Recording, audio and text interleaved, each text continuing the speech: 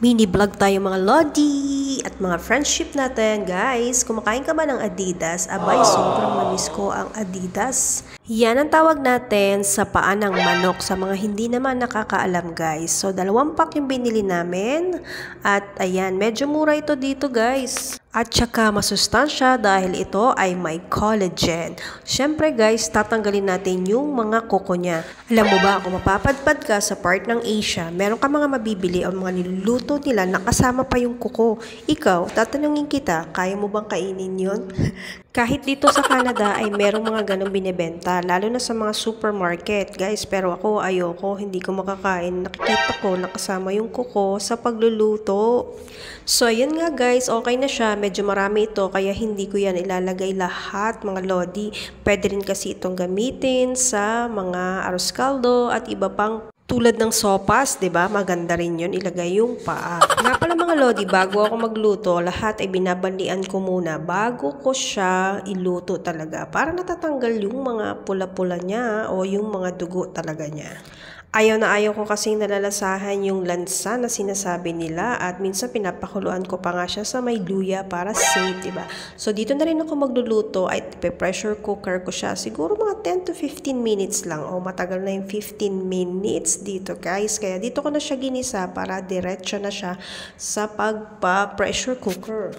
Nga pala guys, kung hindi ka sanay gumamit ng pressure cooker ay alamin mo muna kung paano. Kasi guys, baka magkaroon ng disgrasya kapag hindi mo ito nagamit o maayos mong ginamit ito. Huwag mong basta yan bubuksan hanggat hindi pa nauubos yung pinakasingaw niya. At pahinain muna nating mabuti at kalmahin na wala ka nang makikita na maingay sa pressure cooker para sigurado. So ayan na nga, sa pagpapakulo niya ay sinama-sama ko na yung pag-aadobo niya mga Lodi. Yan, nilagyan ko na siya ng laurel, sibuyas, bawang, at yung mga condiments na iba guys. Toyo na yung nilagay ko at hindi ko siya nilagyan ng masyadong asin guys. Or minsan wala, hindi ako mahilig maglagay ng asin kapag may toyo na. Kasi guys, napapaalat talaga. Diba pag nagluluto tayo, mas madaling mag-adjust kapag kulang kesa sobra. So ayun nga, habang hinahantay ko matapos yung pressure cooker na sinet ko siya ng 15 minutes, ay gagawin ko muna itong patola. Malapit na kasi itong masira guys. Sa mahal ng bilihin dito sa Canada guys, kailangan konti-konti lang yung mga gulay na bibilihin mo. Kung hindi ay masasayang at kailangan ay lutuin mo na din agad. Or yung iba, ipinipreserve talaga yan sa refrigerator or sa ipo-frozen mo siya. Mga Lodi, ayan, natapos na yung pressure cooker natin, kaya ginisa-gisa ko na guys. Gusto ko dito sa adobo is yung maraming sibuyas. So, bawang, sibuyas, at syempre sili. Mahilig po talaga kami sa sili. Tatatlo lang kami, pero marami kaming sili na reserve dyan. Tsaka masarap dito sa mga pag-aadobo, yung ginigisa ko pa siya at saka ipa-fry mo siya ng konti-konti. Tinanggal ko muna dyan yung sibuyas tapos ilalagay ko na lang siya sa ibabaw.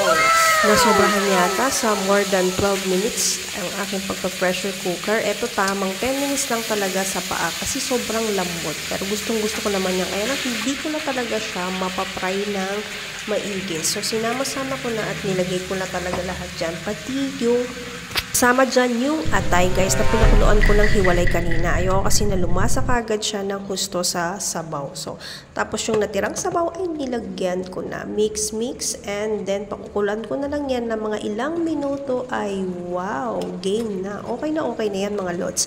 Ayoko naman ng masyadong maraming sabaw sa adobo. Ikaw Lods, ano bang gusto mo sa adobo? Yung maraming sabaw or yung medyo dry ang datingan siya?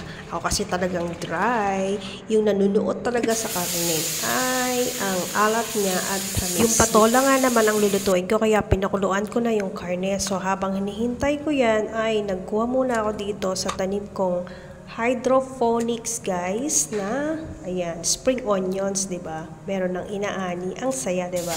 Tubig lang 'yan. Ewan ba, pag lumaki ka talaga sa pagtatanim guys, hindi mawawala sa iyo yan. Gusto mo laging magtanim. Ang mahal kasi talaga ng mga gulay dito, mga bilihin dito, kaya naisipan kong magtanim-tanim. So ayun na nga guys, kinisa-gisa ko lang yung patola. Pagkatapos, nilagyan ko ng bawang, sibuyas, at ayan na, nilagay ko na yung patola. Hindi ko rin yan lalagyan ng masyadong condiments guys, patis lang na konti. Ayan, at yung pepper natin. Okay na yan. Ikaw na po yung mag-a-adjust sa lasa na ilalagay ko. Di ba halin ng matabang, wag lang maalat. Simplihan lang ang mga luto ko, mga loads, mga lutong patsyam nga lang, lagi ko sinasabi, di ba? As long as na makakain yan, okay na yan. Go, go, go na tayo. At yan, hindi pa uuwi si partner, kaya ako muna ang titikim. Tikim muna mga idol ha, kasi late na darating si partner, kaya hindi ko na siya naisama sa video. Tignan nyo naman oh, ang lambot talaga. Pag subo mo, tanggal ang laman. Umabot ko sa video na to, thank you very much sa inyo, sa susunod ulit.